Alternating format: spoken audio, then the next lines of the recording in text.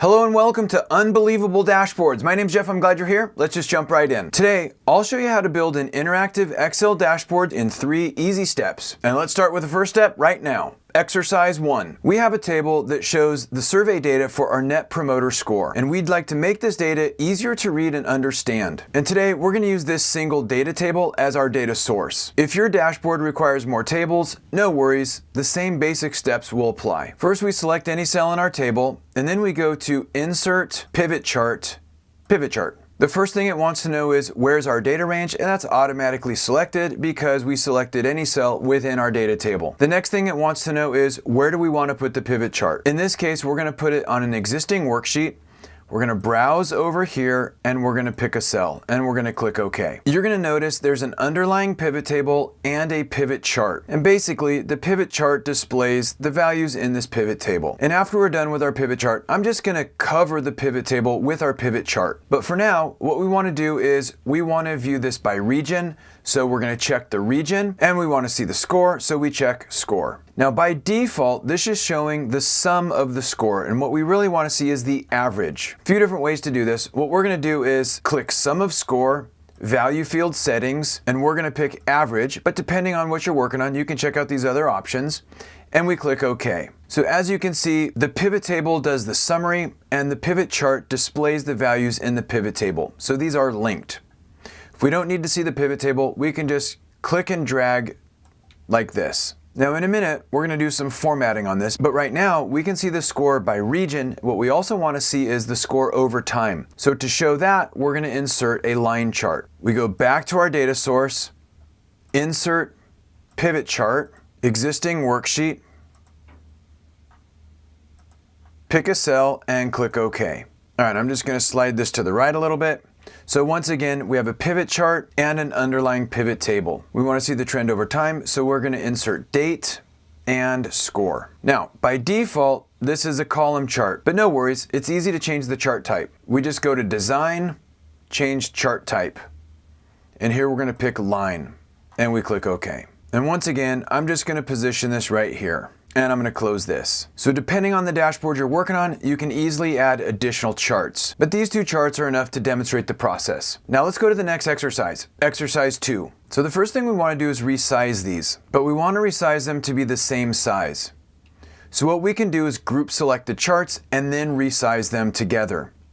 The way that we do that is select the first chart, hold down the Shift key, select the next chart. Now, if I were to just click and drag, you can see I can make this any aspect ratio I want. I'm going to undo. But if we hold down the Shift key while using this click and drag, the aspect ratio is locked in. The other thing we can do while they're both selected is change the alignment. For example, I go to Shape Format, Align, Top. And then I'm going to delete a couple of these columns. Now let's move this one to the left a little bit. If I don't hold any keyboard keys down, I can move this anywhere I want, and that's fine. Let me undo. If I hold the Shift key down and then move it, now it's going to stay on that horizontal axis. That looks better. Now let's apply some formatting. Now to be honest, I'm not an expert in visual design, but I've read some wonderful books by Stephen Few, who is an expert. The one I'd recommend is Show Me the Numbers. So if you'd like to learn more about how to design your charts, check out Show Me the Numbers by Stephen Few. Now the first thing we want to do is minimize the chart junk. These are all the excess pixels that don't really contribute to the chart. For example, these buttons. So I'm going to select the chart, Pivot Chart Analyze, and I'm just going to hide all field buttons. And I'll do the same thing here. I'm also going to remove this legend. So I'm just going to click this and untick legend. Same with this one. While we're here, I'm also going to remove these grid lines, and same with this.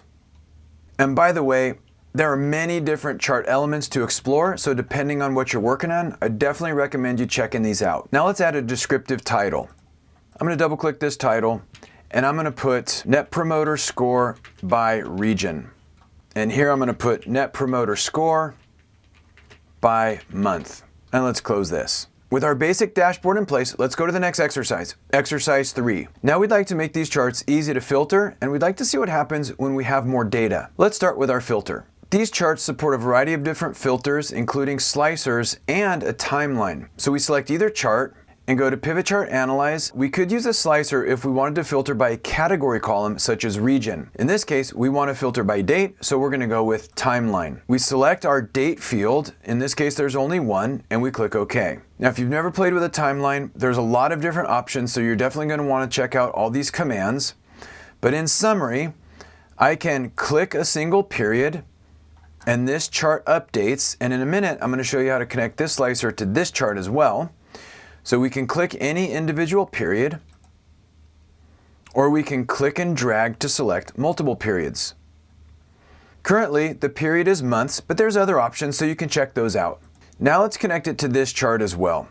What we do is we select the timeline and we simply click Report Connections. And this is basically saying, when I interact with the filter, what underlying pivot tables will be filtered. Currently, there's only one. We want this one as well, so we check it and click OK. When we interact with the timeline, both charts are updated. Let's do January to February. Let's do January to March. Let's do January to April. Now, the other thing to note is this timeline does not need to stay on this sheet. We can use a standard cut and paste to move it. For example, let me cut this and paste. Now if I select it January and February and I go to my dashboard, I can see that these charts were updated accordingly. Let's go back and select January through April, head over to the dashboard, everything looks good. Now what happens next period when we have new data? Let's go back to the data source, and we got a new survey. We got survey 1014. It happened on May 2nd, 2030 for the North region, and they got an 8. How does this new data make it into the dashboard? That's the beautiful part. Let's go over to the dashboard, and we click Data Refresh All. Now those pivot tables were refreshed with the new survey data. It's not reflected in these charts. Why? Because of the timeline. Let's head back to the timeline, select January through May, and let's go back to the dashboard. And now we can see it includes May as well. Also, I just realized that this is still on sum and not average. So let's fix that. Remember how? Let's select the chart and turn on the field list. Instead of sum of score, we can go to Value Field Settings, select Average, and depending on what you're working on, check out these other options and click OK.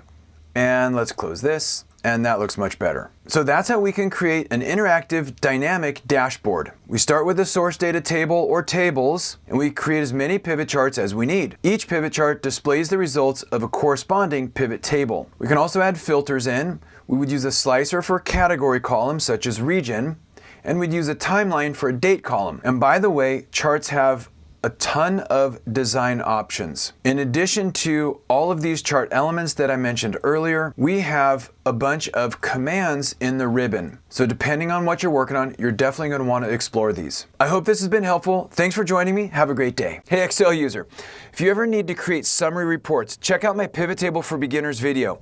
It starts at the beginning and shows how to store the data transactions in a table and then how to summarize those transactions with a pivot table report. I hope it helps unlock the incredible power of pivot tables. This video is a production of Excel University.